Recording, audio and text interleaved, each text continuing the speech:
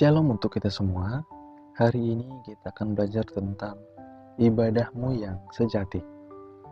Kalau kita mendengar kata ibadah, pasti yang terlintas dalam pikiran kita adalah ibadah minggu.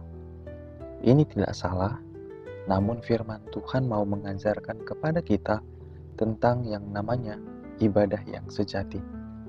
Roma 12 ayat 1-3 berkata, "Karena itu, saudara-saudara, demi kemurahan Allah, aku menasihatkan kamu, supaya kamu mempersembahkan tubuhmu sebagai persembahan yang hidup, yang kudus, dan yang berkenan kepada Allah. Itu adalah ibadahmu yang sejati.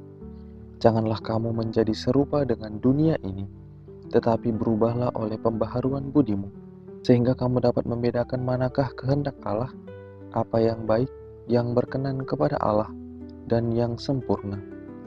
Berdasarkan kasih karunia yang dianugerahkan kepadaku, aku berkata kepada setiap orang di antara kamu, janganlah kamu memikirkan hal-hal yang lebih tinggi daripada yang patut kamu pikirkan, tetapi hendaklah kamu berpikir begitu rupa, sehingga kamu menguasai diri menurut ukuran iman yang dikaruniakan Allah kepada kamu masing-masing.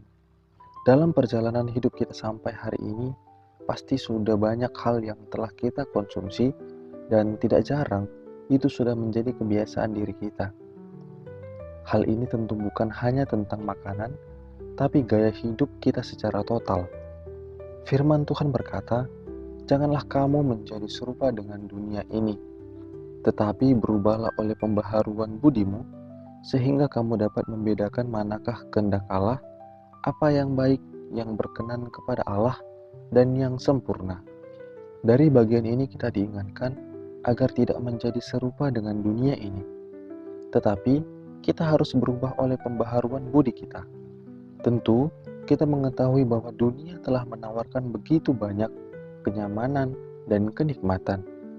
Namun pertanyaannya adalah, apakah yang dunia tawarkan itu akan menjadikan kita semakin dekat dengan Tuhan, semakin serupa dengan Kristus, dan semakin tahu mana kehendak Tuhan? Sudah jelas jawabannya tidak. Makanya, firman Tuhan meminta kita untuk berubah oleh pembaharuan budi kita. Sehingga ketika kita berubah oleh pembaharuan budi, kita akhirnya benar-benar dapat membedakan mana kehendak Allah, apa yang baik, yang berkenan kepada Allah, dan yang sempurna. Walaupun memang ketika kita telah terkontaminasi oleh dunia, dan kecenderungan kita adalah melakukan hal yang kurang berkenan pada Allah, awalnya kita kesulitan untuk benar-benar melepaskannya. Oleh karena itu firman Tuhan berkata pada ayat ketiga, "Berdasarkan kasih karunia yang dianugerahkan kepadaku, aku berkata kepada setiap orang di antara kamu, janganlah kamu memikirkan hal-hal yang lebih tinggi daripada yang patut kamu pikirkan, tetapi hendaklah kamu berpikir begitu rupa, sehingga kamu menguasai diri menurut ukuran iman yang dikaruniakan Allah kepada kamu masing-masing." Kita diminta untuk tidak berpikir terlalu tinggi daripada apa yang patut kita pikirkan, dan benar-benar dapat menguasai diri kita menurut iman yang telah dikaruniakan Allah kepada kita. Hal ini mau menyampaikan kepada kita bahwa perubahan hidup itu tidak harus dimulai dari hal-hal yang besar, tapi bisa kita mulai dari hal-hal yang kecil, dan dalam prosesnya kita mengimani bahwa kita bisa berubah dan hidup berkenan bagi Tuhan. Dan semua hal ini dapat kita lakukan hanya ketika kita mempersembahkan tubuh kita sebagai persembahan yang hidup.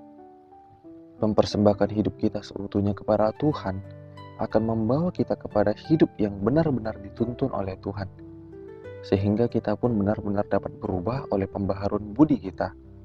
Kita dapat berpikir dengan kritis, dapat menguasai diri kita, serta dapat hidup berkenan pada Tuhan, karena kita dapat membedakan mana kehendak Allah dan mana yang bukan. Dan mempersembahkan diri seutuhnya kepada Tuhan inilah yang dinamakan ibadah yang sejati, di mana hidup kita benar-benar dituntun oleh Tuhan untuk melakukan segala kehendak-Nya. Kiranya kita benar-benar dapat mempersembahkan diri kita kepada Tuhan, karena itulah ibadah yang sejati, sehingga apapun yang kita lakukan semuanya berkenan bagi Tuhan. dan kita pun dapat dipakai Tuhan untuk membagikan kasih-Nya kepada semua orang. Amin. Tuhan Yesus memberkati.